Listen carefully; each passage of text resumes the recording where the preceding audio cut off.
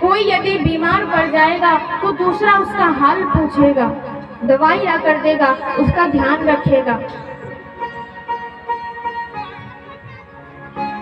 कोई समस्या आ जाएगी तो परिवार के सारे सदस्य मिलकर इकट्ठे आपस में ही उस समस्या को सुलझा लेंगे, कोई रास्ता निकाल लेंगे। अब 4 लोग हैं तो 4 लोग 4 रास्ता बताएंगे, तो हो सकता है उस समस्या का कोई ना कोई समाधान मिल जाए, कोई ना कोई रास्ता मिल जाए।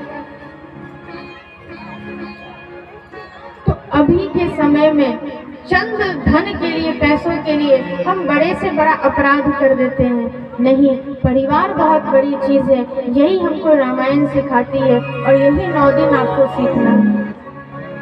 9 दिन में आपको यही जानना है। राम जी अपने पिताजी की बात का मान रखने के लिए वन में चले गए, जंगल में चले गए।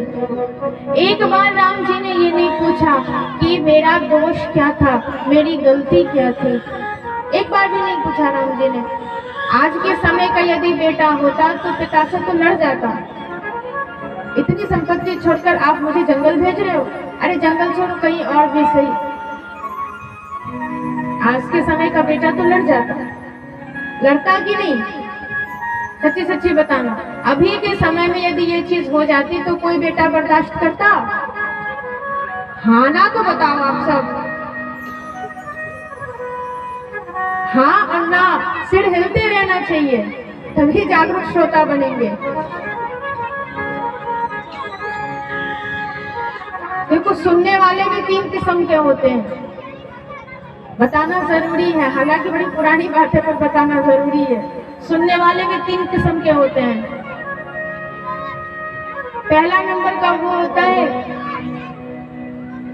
जो तो भाई बड़े प्रेम भाव से आवे, कथा में बैठे और चुपचाप से जो कथा होती है, जो कहा जा रहा है उसको सुनते रहे, बड़ा प्रेम से खूब सुने, और घर जाने के बाद भी ऐसा नहीं कि उसको भूल जाए, नहीं उसको याद रखे। वो है पहले नंबर का सुनने वाला।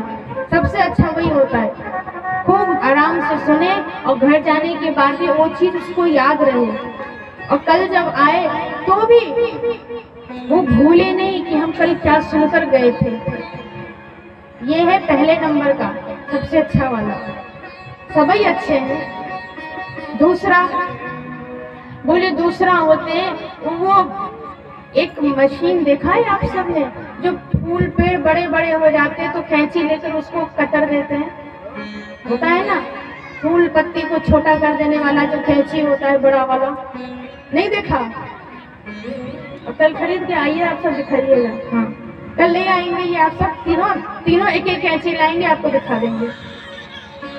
तो उसका काम क्या होता है उस कैंची का, कि जो बड़ा बड़ा वृक्ष हो जाए, पेड़ जो बड़ा हो जाता है ना, तो इधर उधर जिसकी डाली निकल जाती है तो काट छाट के उसको बराबर करके सुंदर बना देना, ये उसका काम होता है। तो दूसरे नंबर के सुनने वाले ऐसे ही होते हैं, श्रोता जी ऐसे ही होते हैं।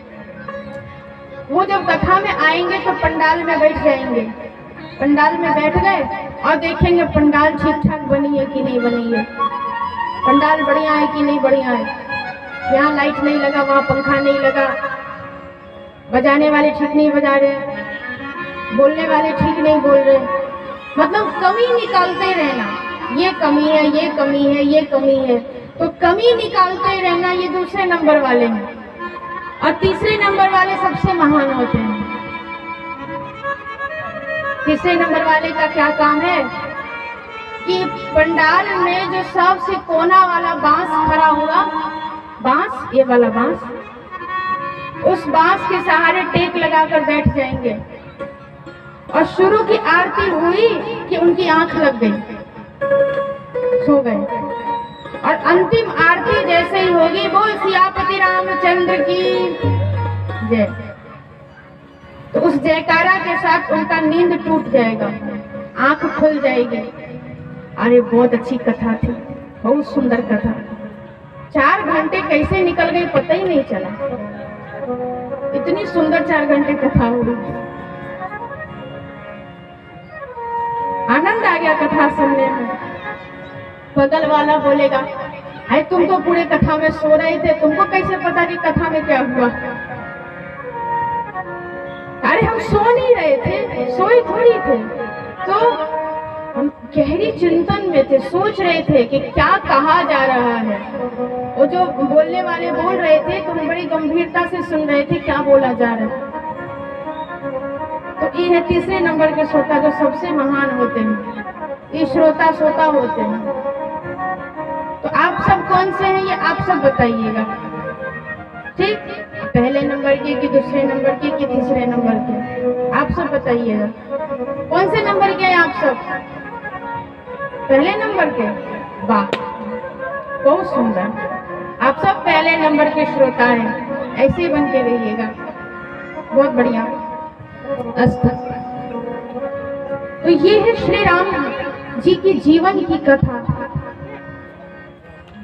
जो हमको जीना सिखाती है, रहना सिखाती है और करना भी सिखाती है कि क्या करना चाहिए और क्या नहीं करना चाहिए। हर काम करने लायक नहीं होता, ये भी याद रखिए, हर काम करने लायक नहीं होता। किसी भी काम को करने से पहले 100 बार सोचना चाहिए, करें कि ना करें। एक वो बहुत सुंदर लोकोक्ति है, वो बड़ी अच्छी है, बिना विचारे जो करे सो पाछे पछताए, और काम बिगाड़े आपनो और जग में होत हंसाए। तो बिना विचार किए कभी कोई काम नहीं करना चाहिए। कुछ भी करने से पहले 100 बार सोचना चाहिए, करना चाहिए कि नहीं करना चाहिए, जरूर सोचिए। नहीं सोचने लायक दुनिया में एक ही काम है जो करने से पहले सोचने की जरूरत नहीं है। वो काम कौन सा है? बोले एक ही काम ऐसा है जिसके लिए आपको सोचना नहीं पड़ेगा, बस कर देना है, और वो काम है भगवान का भजन। भगवान का भजन। सोचिए नहीं, बस करिए, जितना भगवान का भजन हो सके करिए। अच्छा काम करने से पहले सोचने की जरूरत नहीं है, वो तो कर देना चाहिए। भगवान से संबंधित जो भी काम हो उसको कर लेना चाहिए। तो ये है श्री राम जी की कथा जो 9 दिन आपको और हमको सुनना है सबको। धीरे धीरे आप सबको बीच बीच में और भी बातें बताते चलेंगे। सबसे पहले श्री रामचरितमानस में प्रवेश करें और मंगलाचरण के साथ पहले सभी को प्रणाम कर लेते हैं।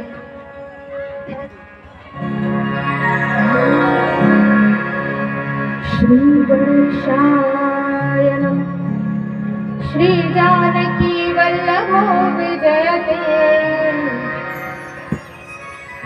श्री रामचरितमानस प्रथम सोपान।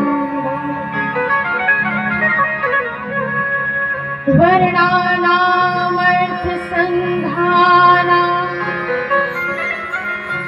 रसानां छन्दसामपि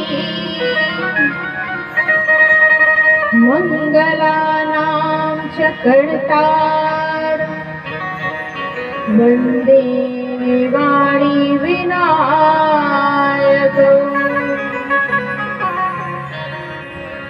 भवानी शंकरौ वन्दे श्रद्धा विश्वास रूपिणौ। याभ्यां विना न पश्यन्ति सिद्धः स्वान्तस्तमेश्वरम्। वन्दे बोधमयं नित्यं गुरुं शङ्कररूपिणम्। यमाश्रितो हि वक्रोऽपि चन्द्रः सर्वत्र वन्द्यते।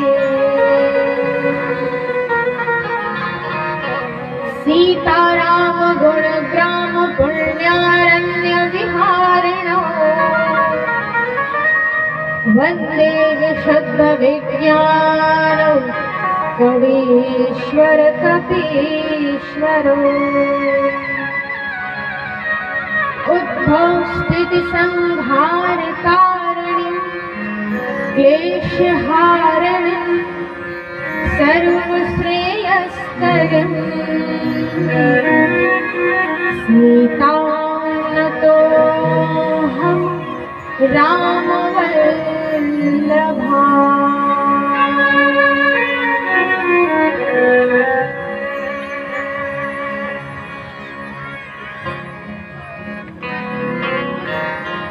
मंगलाचरण किया गया है, गोस्वामी बाबा ने किया है और सबसे पहले सबकी वंदना करी है। ये जो रामायण की कथा है इसके विषय में बाबा लिखते हैं कि ये अक्षरों, अर्थ, रस, छंद, इन सब का मिलित जो समूह है वो है वर्णानाम अर्थ संज्ञानाम रसानाम छंद सामक। इन सब का जो समूह है, जो केंद्र है, जो ज्ञान भाव जिसमें भरा है वो है श्री रामचरितमानस। और ऐसे पुण्य ग्रंथ को कहने की, सुनने की शक्ति हो, इसके लिए माता शारदा और गणेश भगवान को प्रणाम करते हैं। सरस्वती माँ ज्ञान की देवी है, ये ज्ञान देंगी, बुद्धि देंगी, तभी हम समझ पाएंगे कि हम क्या कह रहे हैं और हम क्या सुन रहे हैं। ये ज्ञान की देवी की कृपा से ही संभव है। सरस्वती महाभागी काश्मीरे पुरवासिनी त्वामहं प्रार्थये नित्यं विद्यादानं च देहि मे। सरस्वती माँ की कृपा होगी तब ज्ञान की वृद्धि होगी, बुद्धि का विकास होगा, तभी हम सुन पाएंगे और समझ पाएंगे। भवानी शंकरो वंदे, भगवान शिव और माता पार्वती को प्रणाम है, क्योंकि राम जी जो है वो शिव जी को पूजते हैं और शिव जी जो है वो राम जी को पूजते हैं। दोनों एक दूसरे के भगवान हैं। राम जी की कृपा चाहिए तो शिव जी का भजन करो, और शिव जी का आशीर्वाद चाहिए तो राम जी का भजन करना चाहिए। दोनों एक दूसरे से खुश हो जाते हैं। और इस ग्रंथ को लिखने वाले, रचने वाले जो गोस्वामी जी महाराज हैं, इन पर इन दोनों का ही पूर्ण आशीर्वाद है, पूरी कृपा है।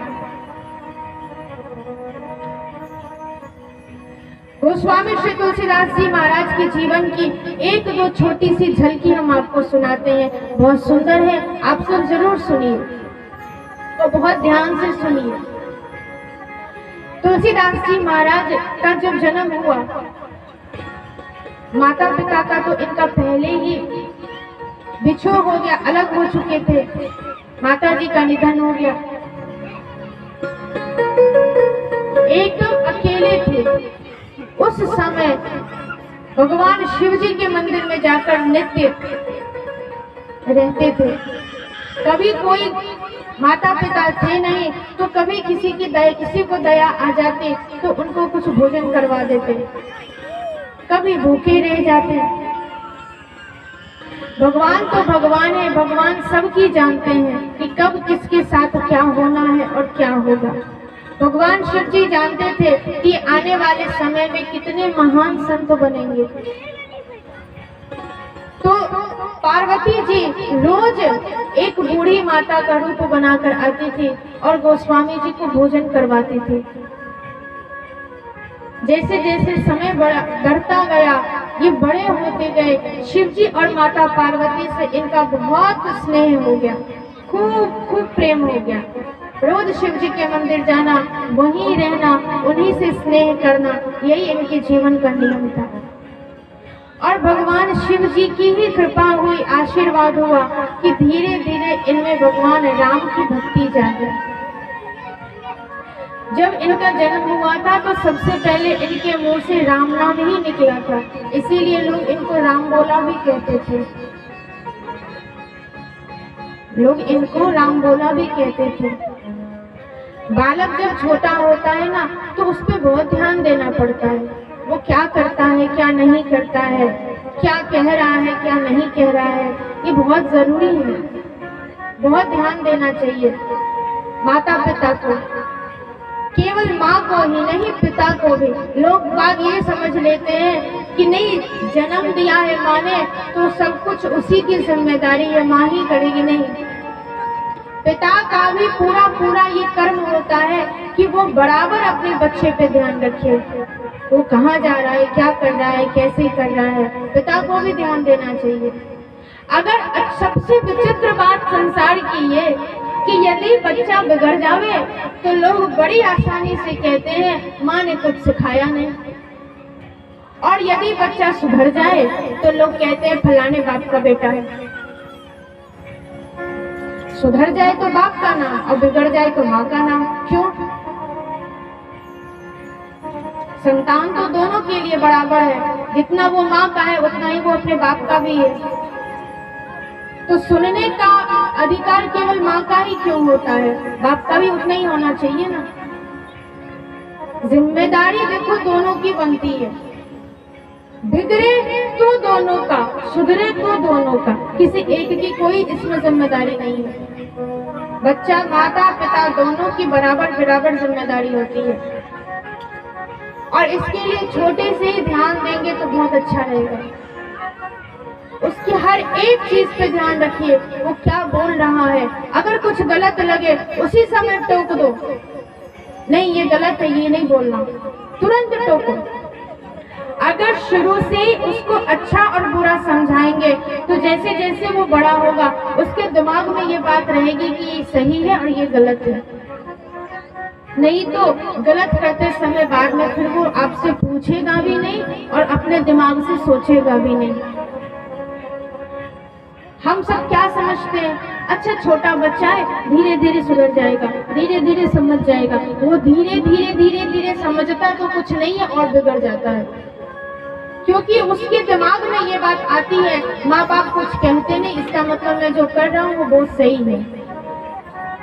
नहीं, बहुत ध्यान देना चाहिए, हर चीज पे ध्यान रखिए, माँ भी और पिता भी। उसको बताइए कि बेटा सही क्या है, गलत क्या है, और दोनों को बताइए, बेटा और बेटी दोनों को। ऐसा नहीं बेटा को बेटी को बताए 100 ज्ञान दे, ऐसा मत करो, वैसा मत करो, यहाँ न जाओ, वहाँ न जाओ, और बेटा चाहे 100 खून करके आ जाए वो माफ है। अच्छा, कुछ भी कहने से पहले ये जरूर सोचिएगा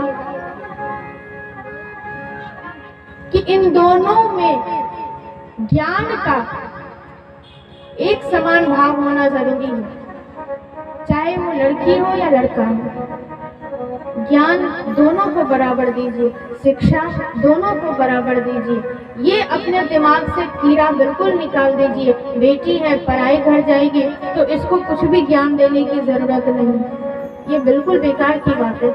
अगर मान लीजिए एक पल को कि अगर वो ब्याह कर दूसरे घर भी जाती है तो वो अच्छा करेगी तो माँ बाप का नाम होगा, और बुरा करेगी तो बदनाम कौन होगा? माँ बाप ही तो होंगे ना।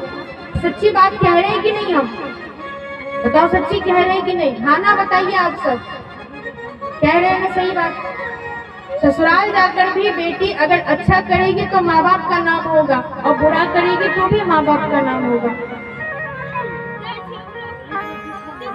तो दोनों को बराबर शिक्षा दीजिए, और बेटों को ये सोचकर कभी मत बिगाड़िए कि बेटा है जो भी कर देगा कोई दिक्कत नहीं है, बेटा है, नहीं, ये सोच सबसे खराब है, सबसे खराब है।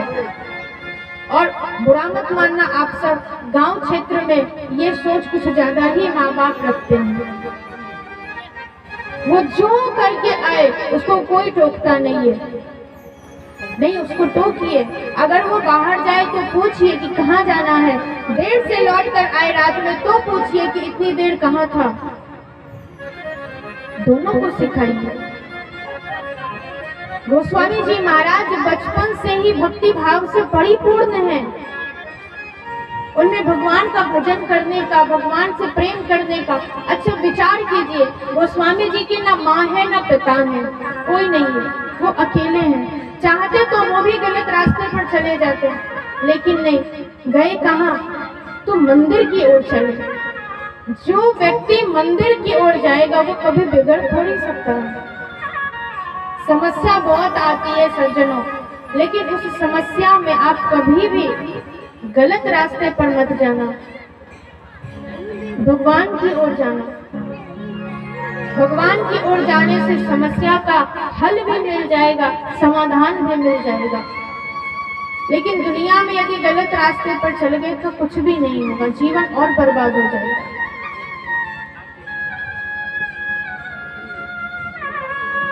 धीरे धीरे भगवान शिव की कृपा से भगवान राम की भक्ति प्राप्त हुई और राम बोला आने। धीरे धीरे समय बीतता गया और वही कलयुग के महान संत गोस्वामी श्री तुलसीदास जी महाराज बने। गुरु की कृपा हुई, भगवान भोलेनाथ की कृपा हो गई, जीवन सफल हो गया। तो भगवान शिव और माँ पार्वती को प्रणाम किया है।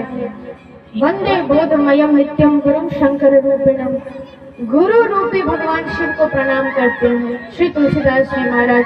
श्री सीता रामचंद्र जी को प्रणाम है, राघवेंद्र सरकार को, और उद्भव स्थिति संहार कारिणी इस सृष्टि का पालन, विनाश और संचालन करने में जो सामर्थ्यवान है, ऐसे श्री जानकी जी को भी प्रणाम है। आप सब तो और जिस क्षेत्र में रहते हैं, आप सबको तो और भी ज्यादा सीताराम जी की कृपा मिलनी चाहिए। खूब आप सबको भजन करना चाहिए, क्योंकि आपका जो क्षेत्र है वो मिथिला क्षेत्र में थोड़ा थोड़ा आता है। थोड़ा नेपाल है और थोड़ा तो मिथिला में भी आता है कि नहीं? यहाँ से जनकपुर पास में ही है, तो जनकपुर में क्या है? श्री जानकी जी का जन्म स्थान है। तो इस नाते आप सब पड़ोसी हो गए उनके, तो उन्हीं के परिवार के हो गए। तो ऐसे श्री जानकी मैया को प्रणाम है। यन माया वशवर्त विश्वमखिलम ब्रह्मादि देवासुरा यत् सत्वादमशैव भाज सकलम रज्जो यथा हे ब्रह्म यत्पाद प्लवमेकमेव हि भवाम्बोधे तितिर्षावतां वन्दे हम तम शेष कारण परम रामाख्यमीशम। श्री राम रूप कहलाने वाले भगवान श्री हरि को प्रणाम करके गोस्वामी बाबा आगे लिखते हैं कि ये जो श्री रामचरितमानस जो ग्रंथ है, ये पुराणों का, निगमों का, सबका सार तत्व है, कल्प वृक्ष है, निचोड़ है सबका। ये नाना पुराण निगमागम सम्मतां यत् रामायणे निगदितं क्वचिदन्यतोऽपि स्वान्तः सुखाय तुलसी रघुनाथ गाथा भाषा निबद्ध मति मंजुल मातनोति। ये सबका सार है। कल्प वृक्ष है। कल्प वृक्ष जानते हैं आप सब?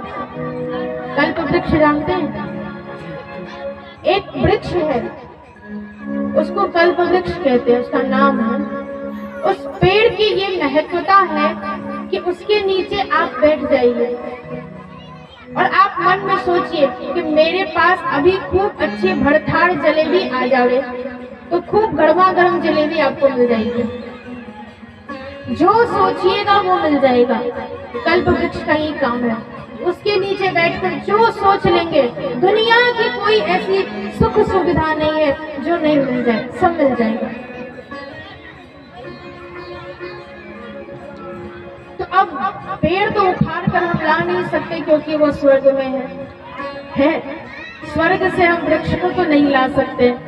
तब संतों ने कहा कि वो कल्प वृक्ष जो स्वर्ग में है वो धरती पे नहीं आ सकता, तो फिर ऐसा कोई वृक्ष धरती पे भी होना चाहिए। तो बोले है ना, ये जो 9 दिन आप सब यहाँ बैठकर कथा सुनने वाले हैं, ये किसकी छत्र छाया में सुनेंगे? ये रामायण की छत्र छाया में सुनेंगे। और ये जो ग्रंथ है इसको कल्प वृक्ष कहते हैं। जिस आशा से, जिस मनोकामना से आप 9 दिन इस कथा को सुनेंगे, आपकी वो इच्छा जरूर पूरी हो जाएगी। ऐसा संत जन कहते हैं, क्योंकि ये कल्पवृक्ष है। और दूसरी महत्व की बात ये, कोई भी काम यदि किया जाए, जब कोई शुभ काम करते हैं, हम कोई अच्छा काम करते हैं, तो सबसे पहले क्या करते हैं? बताइए, सबसे पहले क्या करते हैं? बताइए। पंडित जी के पास जाकर शुभ मुहूर्त निकलवाते हैं, है ना? हाँ भाई, इस दिन में विवाह करना है कि नहीं। अब कोई भी पूजा पाठ हो, कुछ भी हो, गृह प्रवेश करवाना है, भूमि पूजन करवाना है, पहले जाकर पंडित जी से शुभ मुहूर्त निकलवाते हैं। कोई भी काम यदि मुहूर्त पे हो जाए, यदि अच्छे समय पे हो जाए, तो उस काम का फल हमको अधिक मिलता है। तो ऐसे ही आप और हम जो ये रामायण की कथा सुनने जा रहे हैं, ये बड़ी ही शुभ तिथि में आप सुनेंगे। चैत्र रामनवमी नहीं, नवरात्रि चल रही है अभी। रामनवमी तो 9वें दिन है, चैत्र का महीना है और 9 दिन नवरात्रि है ना? अभी नवरात्रि चल रही है ना? चल रही है ना नवरात्रि? पता है आप सबको? ये नवरात्रि चल रही है अभी। एक आसिन में आप सब नवरात्र दुर्गा पूजा मनाते हैं, एक न दुर्गा पूजा चैत्र के महीने में भी होती है, जो आज से शुरू हुई है। आज दुर्गा पूजा का प्रथम पूजा है, प्रथम दिन है, पहली पूजा है आज। और आज के ठीक 9वें दिन, 9वीं वाले दिन रामनवमी होती है, राम जी का जन्म होता है। आप सब बहुत अच्छे दिन में कथा सुन रहे हैं। दुर्गा पूजा का ये दिन 9 दिन चल रहा है अभी। ऐसे सुंदर तिथि में आप सब कथा सुन रहे हैं, इसीलिए जो भी इच्छा हो, जो भी मनोकामना हो, लेकर कथा सुनिए। रामायण जी की कृपा से जरूर पूरी हो जाएगी। और खूब भाव से सुनिए। कोई भी काम करो, जब तक भाव से नहीं सुनेंगे तब तक कुछ नहीं होगा। प्रेम भाव होना बहुत ज्यादा जरूरी है।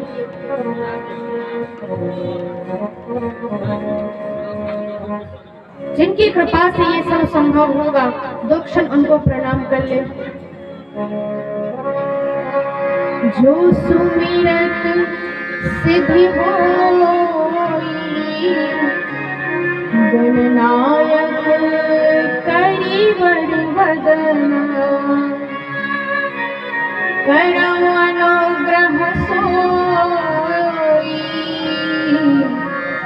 बुद्धि राशि शुभ गुण सदना। श्री गणेश जी को प्रणाम कर रहे हैं। गजमुख गजानन विनायक भगवान सब अमंगलों का नाश कर देंगे, विघ्नों को दूर कर देंगे। इसी कामना से हम सब, आप और हम सब मिलकर भगवान गणेश को तुरछन याद कर लेते हैं, क्योंकि कोई भी काम करने से पहले गणेश जी का स्मरण किया जाता है, ताकि निर्विघ्न वो काम हो जाए। तो खूब भाव से आप सब ताली सेवा करेंगे, हम सब गणेश जी को प्रणाम करेंगे। गौरी के नंदन का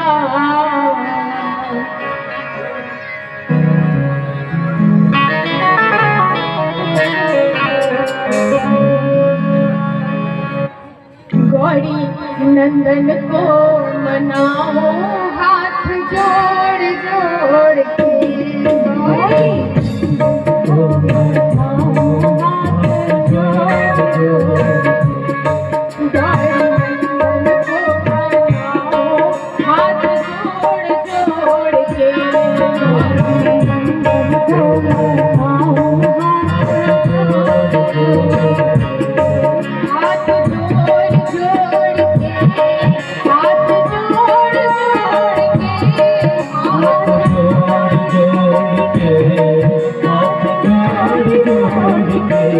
गौरी नंदन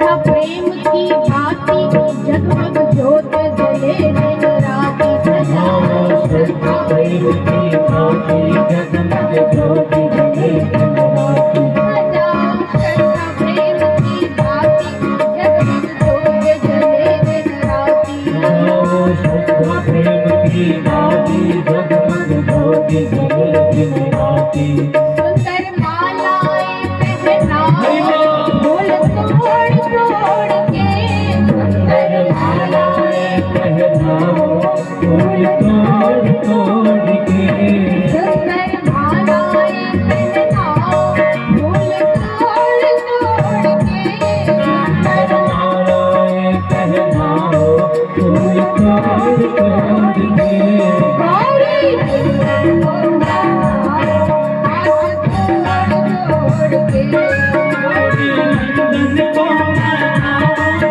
हाथ जोड़ जोड़ के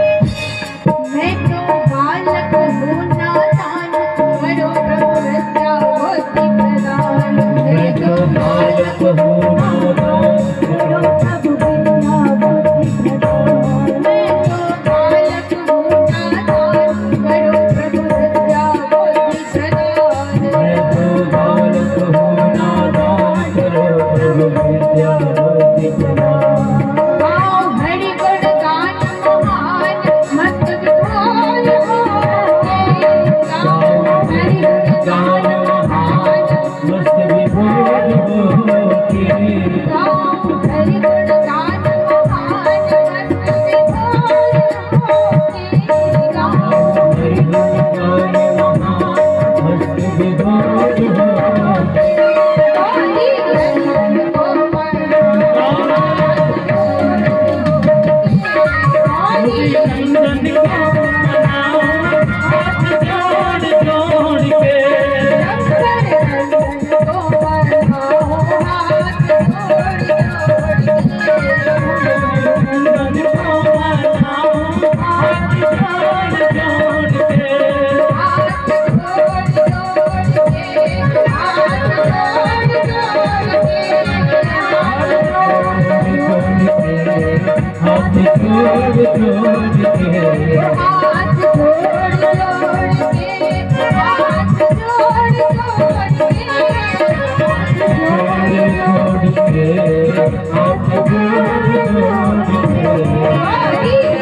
के जोड़ के हाथ जोड़ जोड़ के गौरी नंदन को मनाओ हाथ जोड़ जोड़ के गौरी नंदन को मनाओ हाथ जोड़ जोड़ के गौरी नंदन को मनाओ हाथ जोड़ जोड़ के गौरी नंदन को मनाओ हाथ जोड़ जोड़ के हाथ जोड़ जोड़ के हाथ जोड़ जोड़ के हाथ जोड़ जोड़ के हाथ जोड़ जोड़ के हाथ जोड़ जोड़ के हाथ जोड़ जोड़ के बोलिए श्री गणेश भगवान की जय हो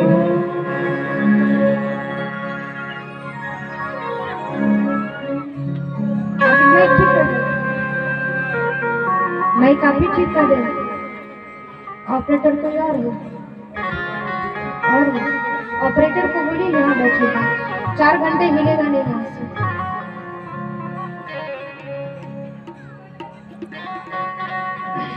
जय जय भगवान गजानन गणेश को प्रणाम मूक होई बाछाल पंगु चढ़ई गिरिवर गहन जासु कृपा सुदयाल द्रवं सकल कलिमल दहना। जिन भगवान की कृपा से गूंगा भी बोलने लग जाता है, लंगड़ा पहाड़ चढ़ जाता है, ऐसे भगवान यदि हम सब पे खुश हो जाए तो हम सब भी क्या नहीं कर सकते। नील सरोरुह श्याम तरुण अरुण मारिज वदनयन, करम सुमम उर्वास सदा क्षीर सागर शयन। बंदा गुरु पद पद्म परागा, गुरु पद पद्म परागा, सुरुचि सुबास सुरस अनुरागा, सुरुचि सुबास सुरस अनुरागा।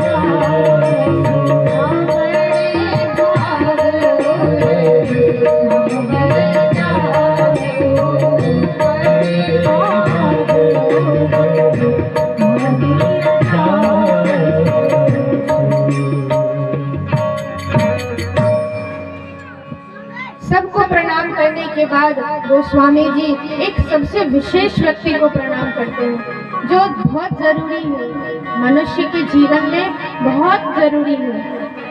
वो कौन है? बोले माता पिता के बाद इस जीवन में जो सबसे ज्यादा महत्व जिसका है वो है श्री गुरुदेव भगवान। गुरुदेव को प्रणाम करते हैं क्योंकि गुरु जी की कृपा हो गई तो सबकी कृपा हो गई। जिस व्यक्ति पे गुरुदेव सहाय हो जाते हैं उसका भगवान भी कुछ नहीं बिगाड़ पाते, कुछ भी नहीं। गुरुदेव की कृपा सबसे महत्व का है, सबसे जरूरी है जीवन में। श्री गुरु पद नख मणिगण ज्योति। बोले गुरुदेव का जो चरण है और उस चरण का जो नख है उसको यदि कोई भी अपने हृदय में अपने मन में धारण कर ले, उसका ध्यान करे तो उसका सब मंगल ही मंगल होगा, कभी कुछ अमंगल नहीं होगा, सब कल्याणकारी होगा, उसका सब शुभदायक होगा। ऐसे श्री गुरुदेव भगवान जो मंगल करता है।